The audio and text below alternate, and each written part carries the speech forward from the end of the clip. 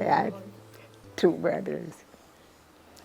My mother and my father died at 7, and my mother, she remarried again. And that was good, but it don't be the same as if it is your daddy, But anyhow, we get along all right. Everything was good. I went to school. I start first at St. John, which was near to my home. But then I changed to Mount Tabor. I schooled there up to my last days of schooling. But they used to give us break to go and play. But I used to look for my almond tree. I liked the almond. I used to knock down these almonds. And a couple of girls there would go down with me, but they wouldn't knock down the almond and they wait until I knock my almond down and they pick it up. I said, leave those almonds, and I come I will share them, but when I ready, I ain't get none. So we start to fight. I didn't go back into school at all. We went back into school, it was about 4 of us. And the teacher, she come first, she says, Icilma, what are you doing down there? She says, I said, knock down my almond and the girls take it up. She come, they found my clothes in a mess, She says, look at you. Your mother dressed you nice and sent you to school, and look how you stayed this morning.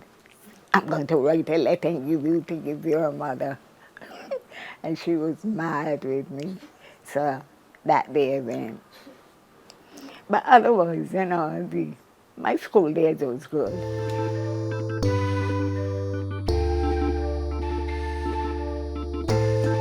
I go to work and I dance a lot. Come back from home, rest, and get ready to go to dance on Friday night. And that time was Percy Green, but I used to go there every Friday night. I'd like a waltz, the two-step, and the rumba, all the time with dancing. I really like, walk up dance like these girls now, decent dancing, And I used to enjoy it. I would want the best. This top out, my back out and arms. And that time it wasn't much long dresses, But, just 3/4. But the heels, I never forget the heels. Can't wear them now.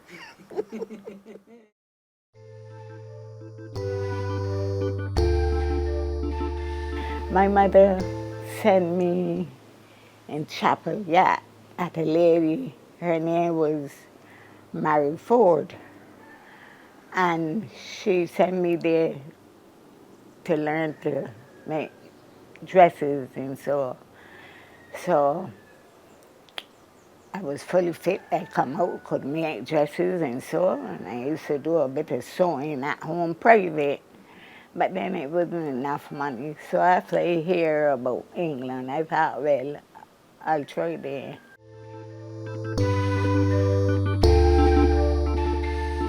I had my kids before I leave, so I leave them home with my mom. I had them home. I couldn't afford it. So I bothered that. I couldn't afford it. So I went out to work for better. Yeah. Me and the father couldn't get along. So I didn't bother to even say a goodbye to him. She laughing. When I get on the ship, somebody must tell them, and I feel somebody grabbed me in my neck, but it was late. I was gone. You know, but when you see somebody and you go, don't waste no time. So I didn't bother to waste no time. I went off, and I said, well, that is it. Lord, you know, I done. Oh, it was lovely. I didn't see sick or anything. Me and a couple girls that I was close to, you know, friends, they were sick. I had to look after them, but I didn't. Me and a friend of mine went together. So her daughter was there, and the daughter, she prepared a room for us. So the two of us share in a room. Yes, right away, the lady daughter, she got a job for me. That's my first job. And it was at London Transport in the canteen. But of course, I didn't like it 'cause I didn't really want. But I said I would do it until I get what I want. So I worked there for about a year. And then I picked up another job, my job, a sewing job, and I didn't like that. The money wasn't enough. And I went into this one the last one that I leave and come home. You know, that was Seagull production, and we get along very good. That was my last job. It was a bit strange, but I quickly get into it, you know. You know, How did they accept you? very good, you know. You would find some a little funny, but I ain't bother with them. I stick to who stick to me, Right. and we get along. Because I said to my mom, I can stay 5 years. But then after, me and everybody was getting on all right. And the only thing I didn't like was the weather. But I try and I stick it. And I stayed 25 years. So that was the second job I had. And I stayed there 25 years and I come home. So you met your husband in England? Yeah. And he wasn't a Barbadian, he was a Jamaican. So I had a hard time. He wouldn't take no for answer. I said, no, I'm not taking no for answer. He said, you got to be my wife.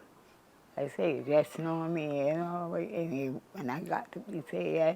And he used to wait every morning down by the lift and take me up, good morning. How are you? I said, all right, thank you. And you? All right. And that went along for a little time. He says, I want to talk to you. He says, talk to me a little. I talked to him, but he was a decent fella. He used to work in the office, you know, and I work in the sewing room with the husband and the wife. And they get to know and they say, I hear you will be soon, Mrs. Marsh. I said, how do you know? He says, I asked. And they tell me, he says, he's a nice fella. Because he worked at the place before me. And we start from there. After he keep on and I see not giving up, I ask him for lunch. And then I prepare that lunch. He stick on a bit more.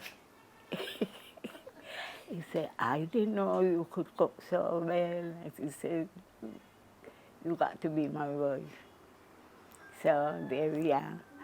And we got married in 3 years' time. So we got along very well. He come home and met with family, and everything was okay. He come back and he said, well, I will send you back home to get a home. I'm not going, I got to stay and work to help get that home. And I went and worked and bought this house. And I can't complain. He was one of the best. How long were you married? And I married 53, 53 years. And we get along very good, you know. If I go out, then I come back. As he hears the gate pull, the kettle on, because, you know, I still love English, you know. They're like a cup of tea. And the cup of tea there ready. I went to Jamaica, and I went for a holiday, 4 weeks, met the family, you know, and 2 of the sisters went over here to see me, you know, so that was all right. Everything was fine, you know, but they're gone now. The 2 sisters gone, and he gone. They always teasing me at the gym. So when you gonna get married now? I said, me? Never, never ever again. Say, even if you meet a rich man, no. Never again.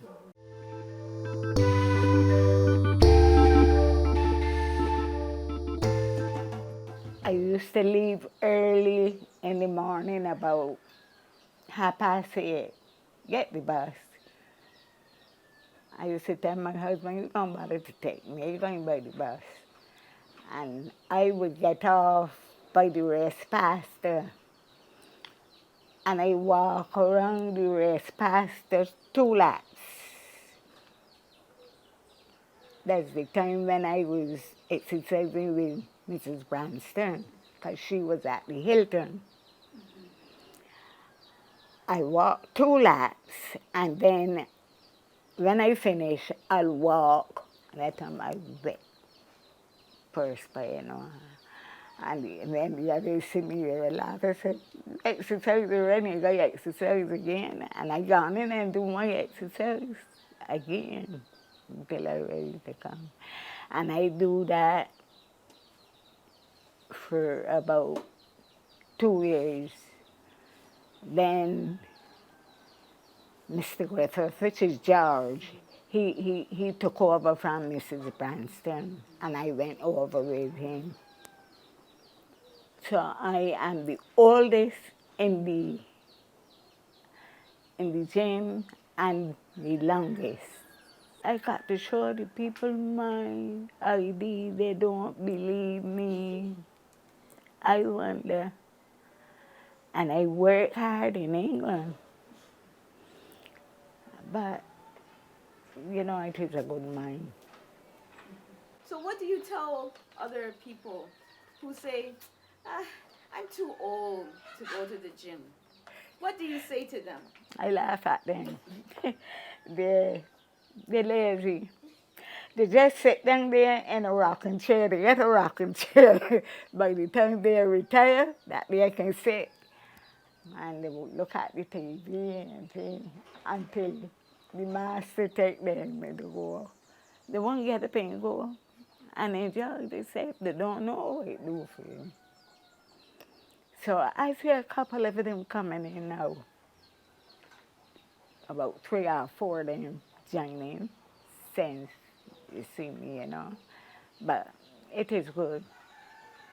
Well, I can only tell them, but I can't make them, you know. I got a couple of friends. They're getting up to age now, and I always tell myself, as soon as you take, you get retirement, come in the gym. And say, yes, I will do that. That's good. I encourage them. Exactly. It is good. Believe me, sometimes in the morning, they say, I tell them I don't think I'm going out tomorrow. I got pain here, this knee here giving me trouble down there, but it can't stop me. I said, this knee hurting me so bad, I ain't going tomorrow. Oh man, and I get him, I push him face through the door and I say, Cheyenne, get ready, get the breakfast, I go in here. And I shoot and go. And then I come back, no pain. In the morning before, when I leave for the gym, I have a shredded wheat, some milk, and a spoonful of honey. And I have 2 spoonfuls of wheat jam on it, you know. I have that. And a soft boiled egg, a banana. And if I feel sometimes she give me a toast, sometimes I eat it and sometimes I don't. But I have my banana and I go off. But when I come in the afternoon, she'll have a cup of tea for me and a little snack, you know, so until dinner time. So you eat mostly in the morning, and then you kind of taper off in the evening, and you've been doing that most of your life? Yeah.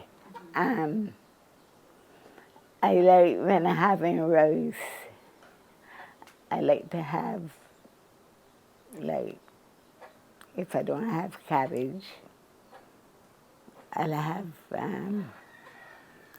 eggplant, you know, the eggplant, something, so some kind of provision, carrots or something, you know. Do you eat meat?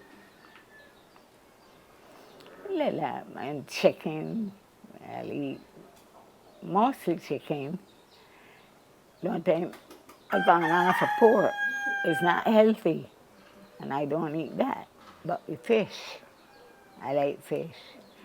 I go and I buy a little dolphin and get them to cut it up and bone it to me, and I put it in the fridge and eat that till it finishes. Now, I know that you won your husband by your cooking. So, do you still enjoy cooking? I believe in cooking my meals properly. And I'm a slap and dash. You know, I take time and do it.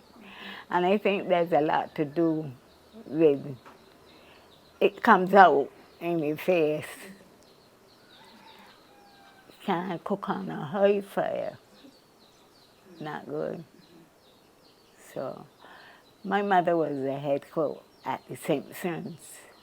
So I get the tip from her. You know, the Simpson that got the car now, but the old lady, the mother, she was the head cook there. And so I learned from her.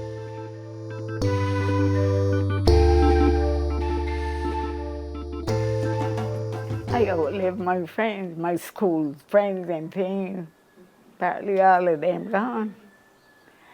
But most of my friends now, I would say, is from the gym. You know? I keep friends that won't get me into trouble. You know, I don't want a friend that will gossip about somebody else and then they will come and tell me, Mary, tell me that you say so and so and so. I don't want none of that at my door. I find somewhere else that I can go and talk to somebody sensibly. I don't want to have nothing, so I don't take any and ever for friends. The television I will look at, but not so regular. Sometimes, you know. Other than that, yeah. Hi, all right, okay. Yeah, other than that, I cool. Yeah. I go down to the gym, I can enjoy myself, and I dance and I jump up and I enjoy myself.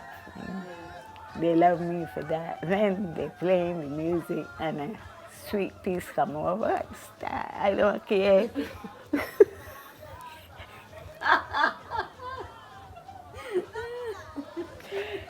The cell phone. Do you have a cell phone?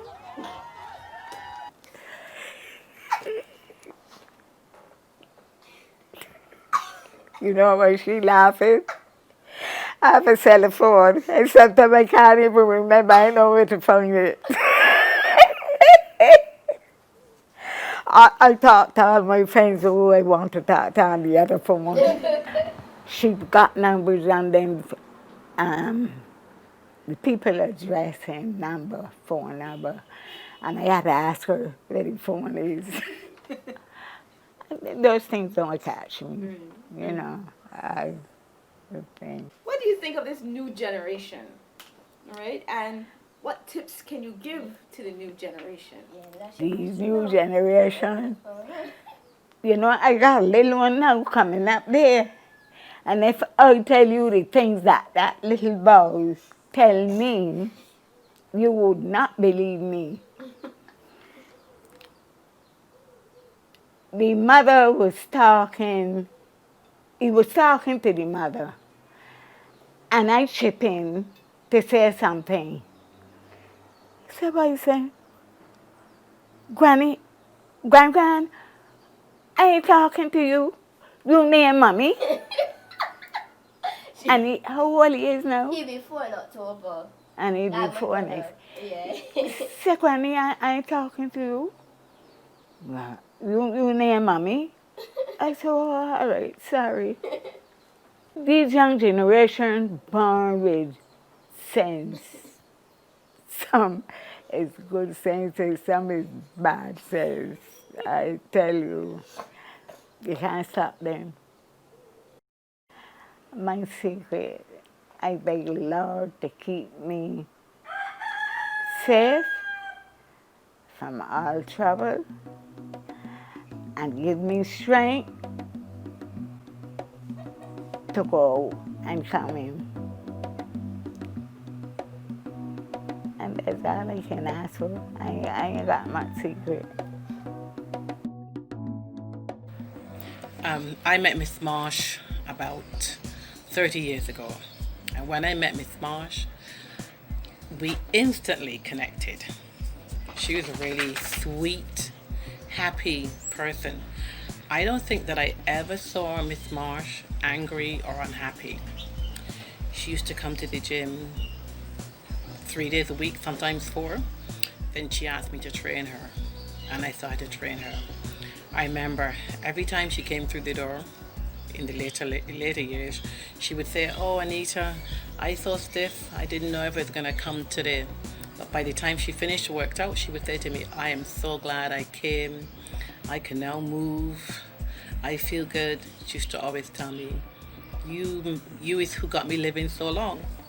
Miss Marsh, as I said, she loved to dance.